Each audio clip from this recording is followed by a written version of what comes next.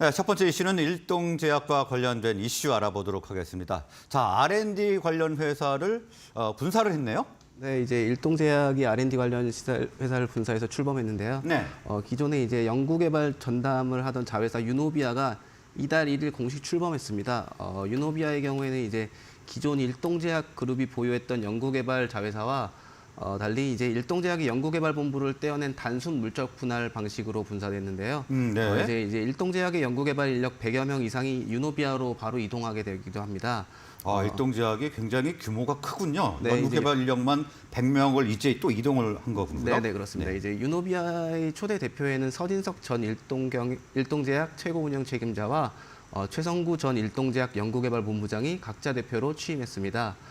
유노비아는 기존의 신약 프로젝트와 파이프라인에 대한 개발을 진행하고 투자 유치, 오픈 이노베이션, 기술 수출들의 사업 전략을 병행 추진한다는 방침입니다. 네, 자 이번에 유노비아 출범으로 자 일동제약의 연구 전담 자회사가 4개가 됐다고요? 네, 굉장히 많네요. 네 이제 뭐 굉장히 많은 편인데요. 말씀해 주신 대로 이제 일동제약 그룹은 이미 신약 연구개발 관련 자회사를 3개를 보유하고 있었습니다. 예. 이번에 유노비아 출범을 통해서 연구개발 전문 자회사가 4곳이 된 것인데요. 아니 이렇게 3개나 있는데 뭘 또 만들었습니까? 네, 이제 뭐 각자의 개성을 두고 만든 건데 네. 좀 이따 좀 설명드리도록 하겠습니다. 알겠습니다. 이제 구체적으로 살펴보면 일동홀딩스는 2019년 5월에 바이오벤처 아이디언스를 설립했고요. 같은 해 이제 12월에는 신약개발 전략 컨설팅 업체 에임스 바이오사이언스를 인수했습니다. 일동제약도 2020년 12월에 아이리드 BMS를 분사시키고 이후 지분 투자를 통해 계열사로 편입시킨 바 있습니다. 네. 자, 이미 방금 전에 제가 질문을 드렸던 것 같은데 네. 연구개발 회사가 3개나 있는데 왜 또 하나를 분리를 한 건가요? 말씀해 주신 대로 단순 연구개발에 이제 강할 목적이 또 있지만 다른 목적도 있는데요. 네. 이제 뭐 재무구조 개선의 목적이 좀 크다고 볼 수 있습니다. 재무구조요? 네네. 이제 일동제약이 최근 5년 정도 신약 개발에 온 역량을 쏟으면서 연구개발 자금을 대폭 늘렸었는데요. 이제 매출액 대비 연구개발 비중을 살펴보면 2018년 10.9%에서 2019년 11.1%, 그리고 2020년 14%, 2021년 19.3%까지 증가했습니다. 네, 뭐 2, 3년 만에 네, 비중이 20% 가까이. 네, 2배가량 네. 늘어나는데요. 이제 연구개발 비용이 늘어나면서 자연스럽게 영업 손실도 좀 발생하게 됐고요. 지난해 영업 손실이 735억 원까지 늘어서 일동제약의 재무 구조가 조금 안 좋아지는 상황이었습니다. 이제 단적인 예로 얼마나 안 좋아졌냐면 일동제약 그룹이 올해 5월 악화되는 재무 상태 등으로 인해서 차장 이상급 간부 직원들 대상으로 조기 희망퇴직을 실시해서 이제 20% 이상의 인력 감원에 나섰고요. 네. 남아있는 임원의 급여 20%를 반납하면서 이제 굉장히 악화된 모습을 보였었습니다. 이런 가운데 이제 연구개발 부분을 분할하면서 일동제약이 직접 부담하게 되는 이 비용이 크게 줄어들게 되고 결국 재무구조 개선으로 이어지길 기대하고 있는 셈입니다. 네, 일단 재무구조 때문에 이렇게 다시 3개가 있는 상황에서 유노비아를 분리를 시킨 건데, 자 그렇다면 올해는 영업 적자에서 벗어날 수 있는 건가요? 네, 아무래도 뭐 영업 적자 폭이 컸기 때문에 네. 이제 바로 즉각적으로 벗어나기는 어려울 것으로 보이는데요. 이제 좀 점차적으로 재무 구조는 개선될 것으로 보이긴 합니다. 네. 이제 즉각적인 적자 탈출이 어려운 이유는 유노비아가 일동제약의 100% 자회사인 만큼 이제 연결 재무제표 실적에는 그 비용이 고스란히 반영되기 때문입니다. 하지만 이제 말씀드린 대로 연결이 아닌 별도 재무제표상으로는 이 연구개발 비용이 들어가지 않으면서 수익성이 충분히 개선될 수 있을 거라고 보이고요. 또 이제 일동제약은 유노비아를 분리하면서 외부 투자 유치가 더 용이해질 것으로 보고 있습니다. 유노비아를 통해서 1,000억 원 이상의 대규모 투자를 유치한다는 계획이고요. 이렇게 이제 유노비아 펀딩을 통해서 일동제약의 지분율이 낮아지는 경우에는 아까 말씀드렸던 연결 기준 재무제표에서도 점차 개선될 모습을 보일 수 있을 것 같고요. 네. 이제 금융권에서는 일동제약의 연구개발 비용이 줄고 인건비도 크게 감소하면서 내년부터는 본격적인 실적 턴어라운드가 가능할 거라고 보고 있고요. 일부에서는 이제 올해 4분기부터 흑자 전환이 가능할 것이라는 예측도 나오고 있는 만큼 기대감은 굉장히 높다고 할 수 있습니다. 네, 그러면 자 유노비아 이후에 신약 개발 자회사들의 이 교통 정리가 잘 돼야 될 것 같아요. 뭐 중복 지출이 될 수도 있을 테니까. 네. 자, 그런데 각자 연구 개발 방향은 좀 어떻습니까? 이제 말씀해 주신 대로 4곳이 있기 때문에 굉장히 각자의 위치에서 잘 수행을 해야 되는데요. 네.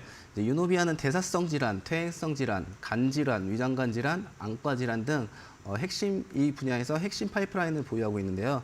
이 중에서 특히 2형 당뇨와 비만을 겨냥한 이제 대사성 질환 후보 물질, 그리고 퇴행성 질환의 하나인 파킨슨병 치료제로 개발 중인 후보 물질이 있는데요. 이 두 가지 이제 물질의 연구 개발에 좀 더 집중할 것으로 보이고요. 앞서 말씀드렸던 아이디언스 같은 경우에는 자체적으로 신약 물질을 발굴하기보다는 유망한 바이오 벤처의 후보 물질을 확보해 개발하는 방식으로 파이프라인을 꾸립니다. 그리고 앞으로 항암 분야에 좀 더 초점을 맞춰서 이제 파이프라인을 마련한다는 게 계획이고요. 네. 이 밖에 이제 아이리드 BMS의 경우에 저분자 화합물 신약 후보 물질 발굴에 더욱 전문성을 높일 것이고, 이제 양리 컨설팅 업체인 에임스 바이오사이언스 같은 경우에는 파이프라인의 고도화 및 빠른 개발에 좀 더 집중할 예정입니다. 이제 긍정적으로 본다면은 일동제약 그룹 자체에서 아이리드 BMS가 후보 물질을 발굴하고 이후에 유노비아나 아이디언스의 그 물질을 넘겨서 후기 임상을 계속 진행하게 되는 이런 긍정적 시스템을 만들 수도 있을 것으로 기대됩니다. 네, 이렇게 다양한 분야의 연구 개발을 진행하고 있는데, 자, 그럼 일동제약 자체적으로는 어떤 성장 기대가 있습니까? 네, 이제 연구 개발 쪽을 완전히 뗐기 때문에 일동제약 기존에 하고 있던 것들 중에서 이제 의약품 원료, 건강보조식품 제조, 판매 사업을 계속 담당하게 되는데요. 일동제약의 매출은 지난해 기준으로 이제 의사의 처방이 있어야 구매할 수 있는 전문 의약품 ETC라고 하는데, 이게 매출의 54% 정도 되고요. 그다음 일반 의약품과 헬스케어 제품이 43%를 차지하고 있습니다. 네. 이제 전문 의약품 사업 같은 경우에는 신약과 오리지널 의약품의 판권, 이제 판매권을 확보하게 되는 건데, 이제 코프로모션이라고도 하는데요. 이것을 통해서 매출을 늘릴 것으로 예상되고요. 실제로 이제 일동제약의 경우 지난해 이제 소화성 궤양용제 넥시움이라는 것을 도입해서 굉장히 많은 이익을 내기도 했고요. 그다음에 네. 진단 키트에 대해서도 코프로모션을 하면서 매출을 많이 달성했는데요. 올해는 이제 아무래도 엔데믹 상황이 돼가면서 진단 키트에 대한 매출이 감소할 것으로 예상되기 때문에 이 부분을 얼마나 대체할 수 있느냐가 굉장히 중요한 포인트가 될 수 있을 것 같습니다. 그리고 이제 앞서 말씀드린 대로 코프로모션 품목에 대해서도 이제 기본적으로 일동제약 자체의 비타민, 이제 아로나민도 있고, 코프로모션 GSK 컨슈머 헬스케어와 코프로모션을 하는 제품인 네. 이제 테라플루, 감기약이죠. 테라플루도 있고, 이제 오트리빈 코에 뿌리는 약인데, 이런 것들도 이제 매출에 상당히 기여하고 있어 꾸준한 성장이 예상됩니다. 네, 저희 귀에 익은 그런 제품들도 있네요. 자, 그리고 다소 관심이 좀 식긴 했습니다만, 코로나 치료제가 식약처 승인을 기다리고 있다고요? 네, 이제 일동제약이 일본 시오노기 제약사와 협력해서 코로나19 치료제 조코바를 개발했는데요.